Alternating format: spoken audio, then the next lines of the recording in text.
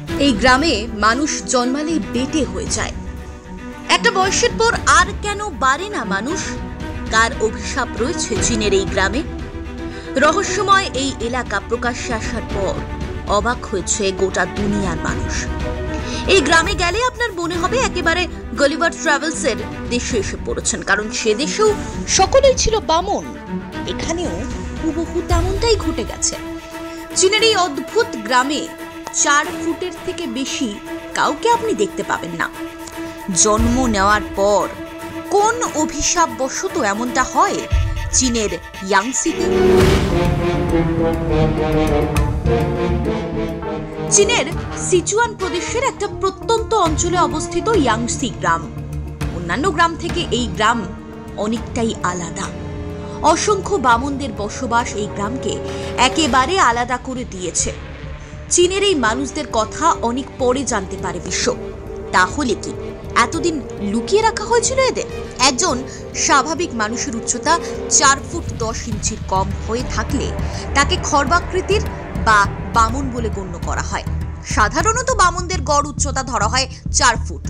Yangtze গ্রামের সর্বাপেক্ষা লম্বা বামনের উচ্চতা 3 ফুট 10 ইঞ্চি।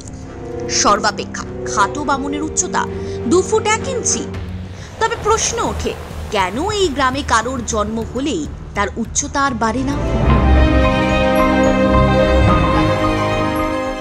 ইয়াংসি গ্রামের লোকদের সম্পর্কে সর্বপ্রথম আনুষ্ঠানিকভাবে জানাজানি হয় 1951 সালে। যদিও 1911 সাল থেকে এই গ্রাম ও গ্রামের আদিবাসীদের নিয়ে কানাঘুষো শোনা যেত, তবে 51 সালের আগে ঠিক কেউ আমল দেয়নি ব্যাপারটাতে। পরে সবটা জানাজানি হতে বিজ্ঞানীরা এর কারণ অনুসন্ধানের চেষ্টা করেন। তারা জানতে চান এই গ্রামে এমন কি কিছু ঘটেছিল যার ফলে খর্বাকৃতির মানুষ জন্মের সংখ্যা বিশেষ করে এই এলাকাতেই বাড়ছে।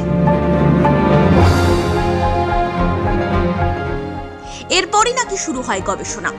তারা সম্ভাব্য সকল রকমের পরীক্ষা নিরীক্ষা করেন। যেমন ইয়াংসির বামন মানুষদের শরীরের বিভিন্ন রকম পরীক্ষা করা হয়।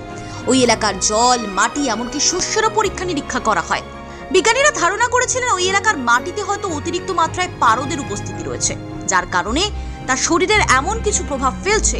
কিন্তু মাটি পরীক্ষা করে তেমন কিছুই খুঁজে পাওয়া যায়নি। এমনকি গ্রামের প্রত্যেকটা খর্বাকৃতির মানুষকে আলাদা আলাদাভাবে পরীক্ষা করেও কোনো প্রমাণ মেলেনি, যার ফলে বিজ্ঞানীরা এমন অস্বাভাবিকতার যুক্তি হিসেবে দাঁড় করাতে পারেনি কোনো কিছুকেই। ধোঁয়াশাতেই রয়ে গেল পুরো ব্যাপারটা, জানা গেল না প্রকৃত কারণ। তবে গ্রামের সবচেয়ে প্রবীণ ব্যক্তির মতে তারা সকলে বেশ সুখে শান্তিতেই বসবাস করছিলেন। হঠাৎ এক গ্রীষ্মের রাতে অজানা এক রোগ ছড়িয়ে পড়ে তাদের গ্রামে। 5 থেকে 7 বছর বয়সী শিশুরা তাতে আক্রান্ত হয় এবং তাদের স্বাভাবিক দৈহিক বৃদ্ধি বন্ধ হয়ে যায়। শুধুমাত্র যে বৃদ্ধি থেমে গেছিল তেমনটা নয়, নানা রকম শারীরিক বিকলাঙ্গতাও দেখা যায়। অনেকেই বলে থাকেন অশুভ কিছুর ছায়া পড়েছে ওই গ্রামে। তাই এমন অদ্ভুত ঘটনা ঘটে চলেছে দিনের পর দিন। কুসংস্কারে বিশ্বাসী অনেক মানুষের ধারণা তারা হয়তো তাদের পূর্বপুরুষদের মৃতদেহের সৎকার ঠিকঠাকভাবে করতে পারেননি, তাই অতৃপ্ত আত্মার অভিশাপে এমনটা ঘটছে। চীন সরকার যে এই গ্রাম সম্পর্কে জানতো না তা নয়, তবে এ নিয়ে কখনোই সরকারের মাথা ব্যথা ছিল না।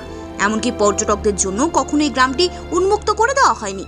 পরে অবশেষে ইয়াংসিবাসীদের জীবনযাত্রার মানকে কিছুটা উন্নত করার জন্য 2009 সালে একটি বিনোদন পার্ক স্থাপন করা হয় সেখানে, যাতে 19 থেকে 49 বছর বয়সী প্রায় 100 জন বামন নাচ, গান সহ নানা ধরনের বিনোদনমূলক কার্যক্রমে অংশগ্রহণ করে থাকে। এই পার্কের মূল উদ্দেশ্যই ছিল বামনদের জীবনযাত্রার মান উন্নয়ন এবং উদ্যোক্তা ব্যবসায়ীদের সাফল্য। যাবেন নাকি চীনের ইয়াংসি গ্রামে? ব্যুরো রিপোর্ট, প্রথম কলকাতা।